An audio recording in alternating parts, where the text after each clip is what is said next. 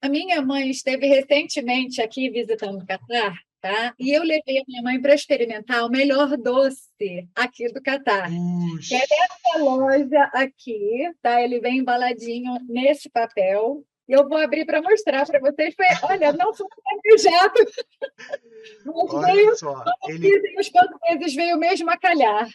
o doce estava embalado. Embalado porque eu ainda não comi. Olha, este Nossa, doce aqui se chama kunafa. Kunafa. nossa. Este doce é um doce de queijo, como se fosse um queijo Minas, assim, queijo branco. E aí nós temos como se fosse uma massinha e um crocante aqui. Não sei se dá para vocês Dá olharem para bem. ver. Nossa, eu E até ampliei a posteriormente, tela aqui. e ele acompanha essa aguinha aqui, que é como se fosse uma água com mel, com rosas, assim, que é muito bom, muito bom. Então, esse aqui é um dos doces que eu mais gosto e quando se fala para mim em Catar, é esse doce, tá? Que é a kunafa, e o caraque, que é algo também que não existe no nosso país. O caraque é um chá, tá? Hum, Então é um chá preto com ervas, assim como se fosse, por exemplo, cardamomo. Nós temos especiarias, né? No caso é uma especiaria. uhum, Cardamomo, tem gengibre, alguns colocam um pouquinho de canela, de cravo, e o leite evaporado, que entendi. fica divino. Que demais. Bom, e agora ao Além do contrário também. churrasquinho árabe, além do churrasquinho árabe, claro. Churrasquinho. Ah. Não, os doces árabes, eu acho que Maravilha. deve ser os melhores. Eu não sei se são os melhores do mundo, não comi todos, mas eu acho que deve ser um dos melhores. E ao contrário também, eu queria saber de ti, algo que é melhor no Brasil do que aí no Catar. Difícil também. Bom, o churrasco, sem dúvida, é melhor no Ah, Brasil do que aqui. O que é melhor no Brasil? Melhor é estar com a família, melhor é você realmente passear com quem você ama. Eu, como sou do Rio, estar em Copacabana, estar no legal, Leme, isso realmente não tem igual. legal. Bom, vamos falar de hábitos agora, tá? Tu, Vamos. por já estar há um bom tempo aí, eu queria saber um hábito que tu tem que já é daí, um hábito teu daí, do mundo árabe, Tá? que se tu, quando tu volta pro Brasil, ou quando tu vem no Brasil, ou se tu voltasse pro Brasil, o brasileiro acharia estranho, a tua família acharia estranho. E que tu não quer perder, tá?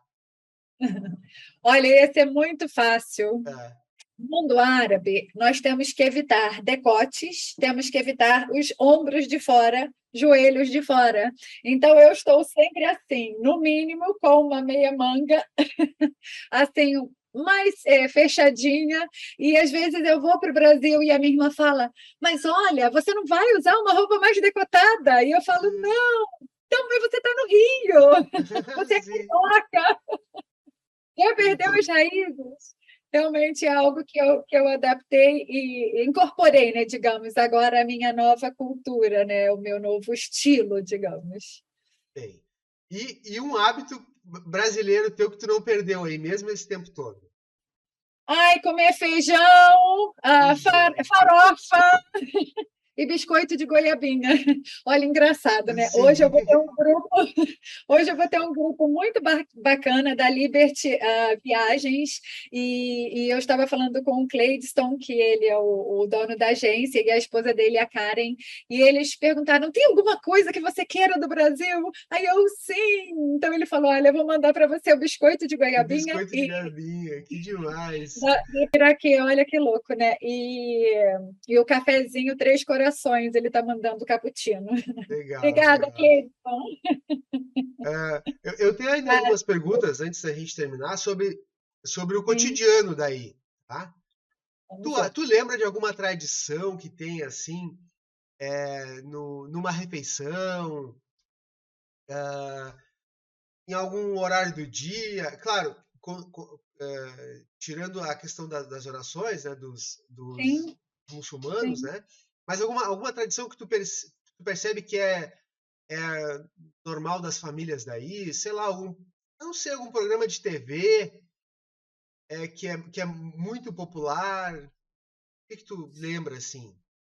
Hã, olha, o que eles são muito, muito mesmo, apegados aqui é realmente estar em família, tá. E eu vou puxar isso um pouquinho para a época do Ramadã, que é onde Sim, a gente consegue vivenciar muito isso, sabe? É aquela realmente tradição, é bonito de ver as famílias se arrumando, fazendo essa congregação, né, essa união para saírem, porque é um momento muito especial para os muçulmanos, para os árabes em si, porque eles fazem o jejum desde o nascer do sol até o pôr do sol.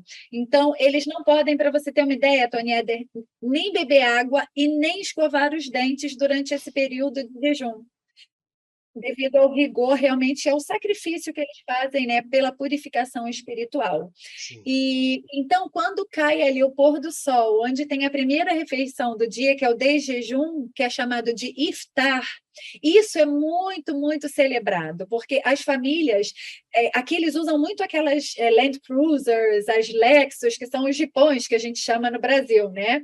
Então, eles mandam parar os jipões, né, nos restaurantes, levam aquelas bandejas de prata, as bachelas, as travessas, e vêm carregados para casa, e as famílias sentam e comem e realmente fazem esse momento um momento especial. Não é apenas, né, o ato de comer, de estar realmente satisfazendo o seu desjejum, quebrando o desjejum, mas é um momento realmente de estar unido em família. Então, isso é lindo. Que legal, que legal.